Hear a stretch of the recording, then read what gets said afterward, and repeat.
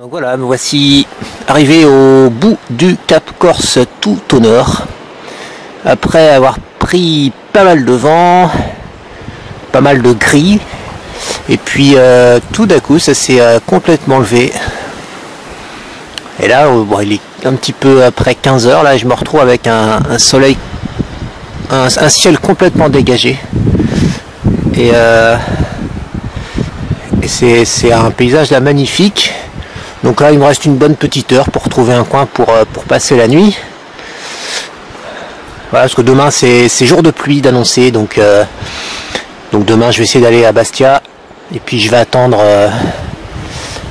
mercredi pour prendre mon ferry et pour continuer le voyage vers le nord. Voilà, la Corse c'était vraiment sublime. C'est des paysages toujours magnifiques.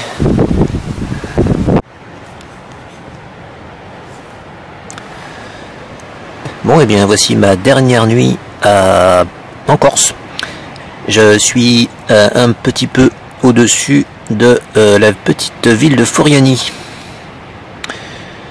Voilà, ça c'est la vue que j'avais tout à l'heure depuis le bivouac. Bon bah depuis il fait nuit. Donc j'ai plutôt cette vue là, avec toujours la pleine lune, qui doit certainement avoir une belle incidence sur les conditions météo, les tempêtes là qu'il y a depuis quelques temps en Corse. Et encore la nuit dernière, voilà, ça soufflait à 140, les rafales les plus grosses, alors que j'étais à camper au Cap Corse. J'étais super bien abrité, mais bon, je sentais quand même les coups de vent qui faisaient un peu bouger la toile. Voilà, ça c'était la vue au matin. Et puis là cette nuit, donc il y a des vents annoncés en rafale à 80, donc on les entend là déjà. Ils commencent à souffler.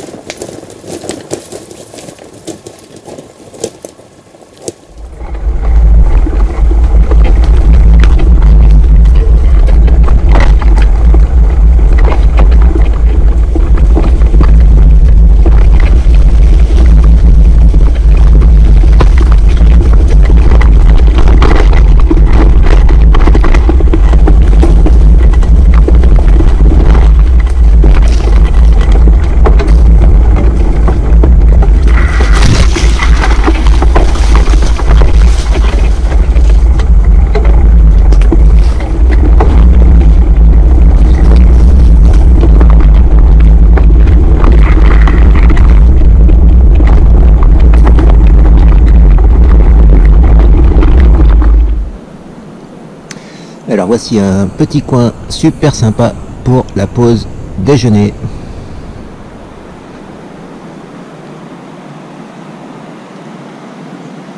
Je viens de remonter les gorges de l'Hérault et après avoir crapahuté dans un défilé, une bonne petite descente m'a conduit à ce petit endroit. Donc j'ai récupéré le cours de l'Hérault. Donc les gorges là sont... Bon ben voilà, après avoir été un peu obligé de retourner en arrière à cause d'un col un peu enneigé dans les Cévennes, j'essaye là de récupérer le plateau de Larzac qui se trouve un peu plus haut sur la gauche par cette petite route.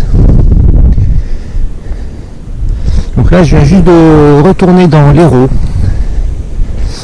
Et c'est vraiment super, voilà, c'est des routes magnifiques, il n'y a personne, je suis vraiment tout seul. Et puis là je quitte en fait, je ne sais pas si on peut appeler ça un canyon ou des gorges, qui ont été creusées par une toute petite rivière, la Vis, qui prend sa source dans les Cévennes. Et en fait là son cours n'existe plus.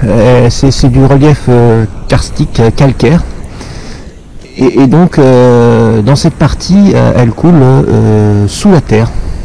Et donc, ce lit qu'on voit, il est utilisé seulement par temps d'orage, de pluie, quoi.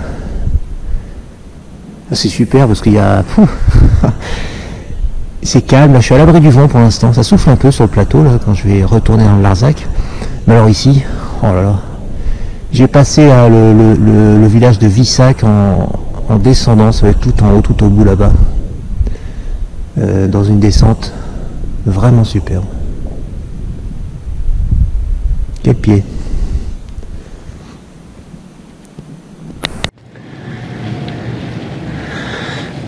Me voici dans la partie finale de ma traversée du Languedoc. C'est la piste cyclable qui relie Bédarieux dans l'Hérault à Mazamet dans le Tarn.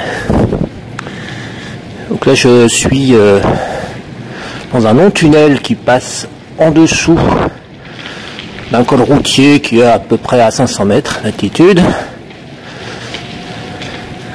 Voilà, cette piste elle est vraiment super.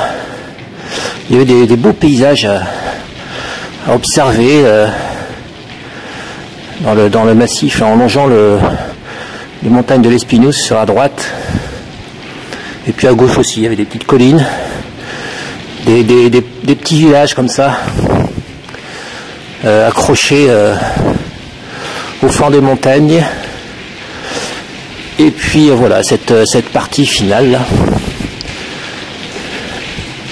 Je dois me rester après ce tunnel environ 25 km pour arriver à Mazamet. Et puis changer de département et de région. Enfin, quoique non, on est toujours en Occitanie, mais au moins de département.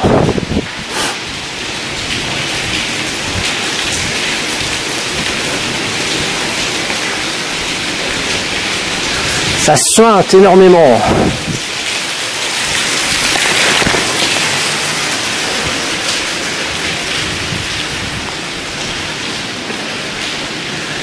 Voilà la partie finale du tunnel. Voilà, donc c'est des petites routes tranquilles, sans trop de circulation. Mais c'est plutôt agréable. C'est pas des paysages extraordinaires, hein, mais ça fait des petites étapes de transition. Parfois entre la montagne ou la côte. Et là, voilà, on arrive à un beau petit panorama quand même. Donc voilà, c'est très très gris, c'est un peu dommage.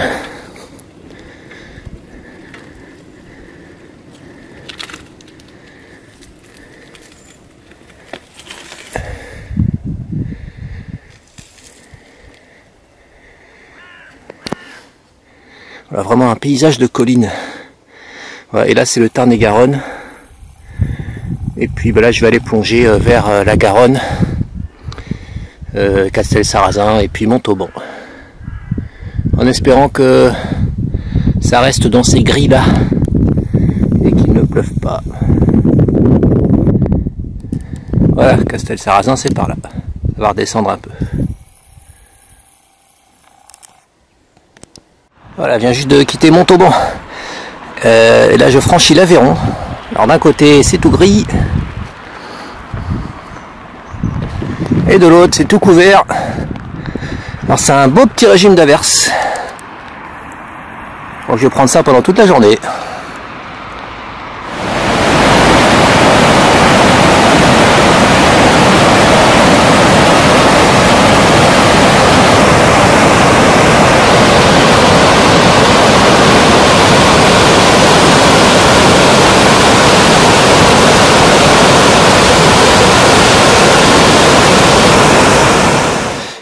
Voilà, donc là je remonte tranquillement la vallée du Célé.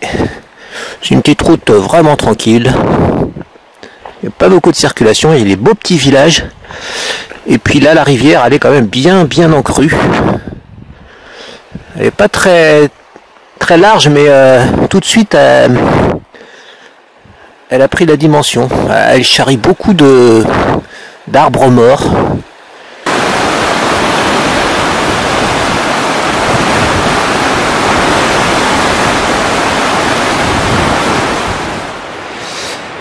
Bon voilà, après avoir remonté le cours du Célé, me voici au bord du Lot, qui est lui aussi qui est bien en crue. Hein.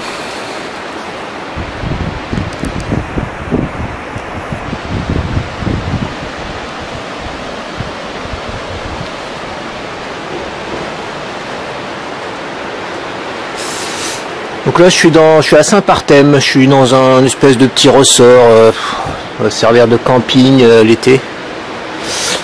Et puis c'est abrité, alors je vais m'installer ici pour la nuit parce qu'il y a du vent qui souffle. Et puis c'est quand même bien bouché, je me suis pris de la flotte à toute la journée. Alors c'est pas des étapes extraordinaires. Puis le soleil enfin. Pour photo ça fait la différence. Et voici le passage sous le fameux viaduc de Millau. Très impressionnant.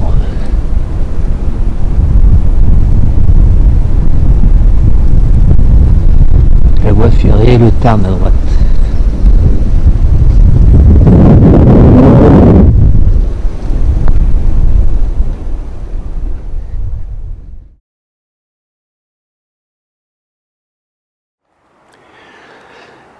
Voilà, donc là je suis dans la haute vallée du Tarn, enfin en tout cas juste au-dessus de Millau. Et voilà, je vais m'arrêter ici pour la nuit. C'est vraiment superbe. Et ça devient assez montagneux. Des petits, alors beaucoup de fruitiers là. La route elle passe juste en bas là.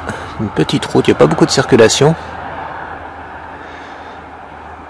Voilà, des belles petites roches. Là-bas une petite belle petite maison en pierre. Alors le Tarn il est entre ces deux routes, on le voit pas là, il est bien encaissé. Voilà, puis je vais m'en aller par là demain, continuer à remonter.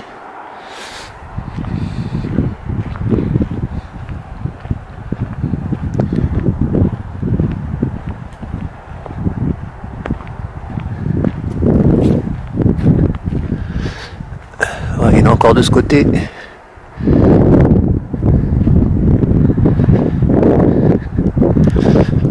Alors souvent c'est comme ça que je trouve le coin pour dormir, c'est les petits chemins comme ça qui partent depuis la route.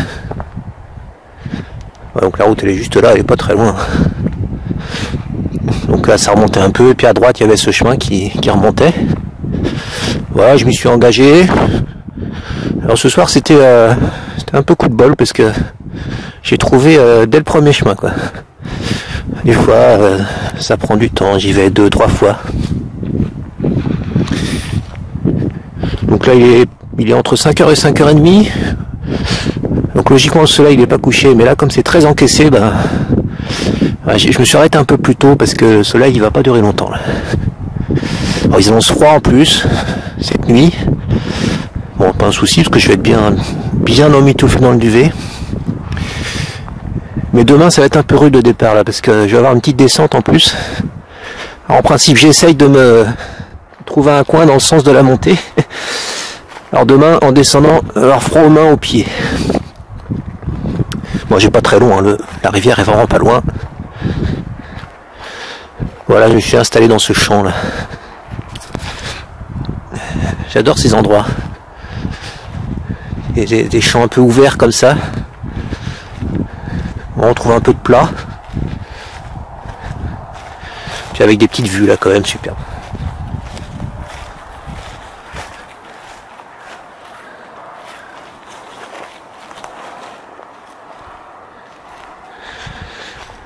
Voilà, donc bivouac l'hiver c'est pas très compliqué. On peut monter la tente assez tôt parce qu'il fait nuit assez tôt. On n'est pas dérangé par les promeneurs. Voilà, bon c'est juste qu'il fait un peu froid. Ouais, il me reste plus qu'à faire une petite toilette, à tout ranger dans la tente et puis voilà, ça va être pas mal. La soirée.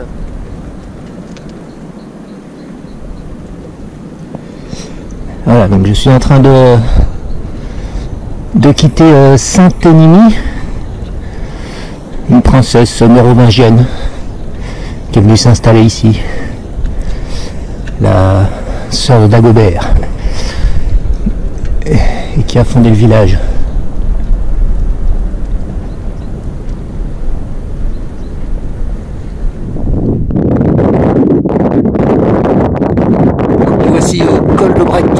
540 mètres d'altitude.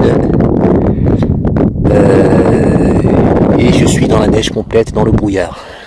Depuis que je suis arrivé sur le plateau, eh ben, j'ai ce paysage là. Donc je n'ai absolument rien vu. C'est dommage, ils n'avaient pas annoncé ce temps-là. Hier c'était dégagé. Et donc voilà, je suis arrivé un jour trop tard. Le soleil est vraiment derrière ces nuages là. Il voudrait percer, mais bon, voilà, tant pis. On va faire avec. Donc là, je suis à la frontière, donc entre la Lozère et l'Aveyron. Donc ben voilà, je vais descendre vers le village d'Aubrac.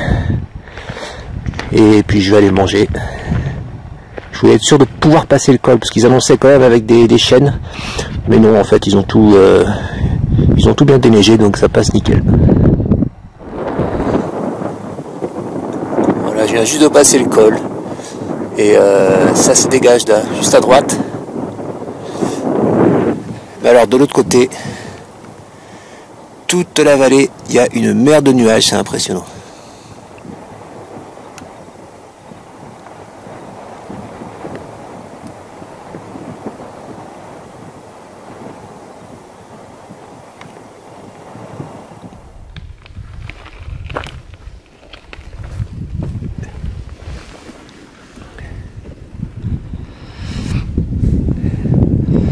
Bien, je viens juste de quitter Aubrac, là où je me suis arrêté pour déjeuner. C'est un tout petit village avec un ancien hôpital, église qui servait donc pour les pèlerins de Saint-Jacques. Ça a été reconverti en hôtel actuellement. Et il y a 10 personnes à l'année, donc c'est vraiment un tout petit village à 1300 mètres. Et alors il est dégagé. Et là, je vais vraiment plonger vers la mer de nuages. Là, c'est vraiment, c'est incroyable. C'est vraiment étonnant aujourd'hui. Super. Alors, me voici dans la voie verte qui remonte vers Rodez, là, grosso modo. Là, il y a un tunnel de 500 mètres. Il y a eu de l'éclairage au début, et puis là, je suis complètement dans le noir. Alors ben on va y aller avec la petite lumière là, c'est pas top, c'est un peu bizarre, c'est un éclairage automatique, mais bon ça doit pas être au point, il y a un capteur qui ne peut pas marcher dans cette partie du tunnel.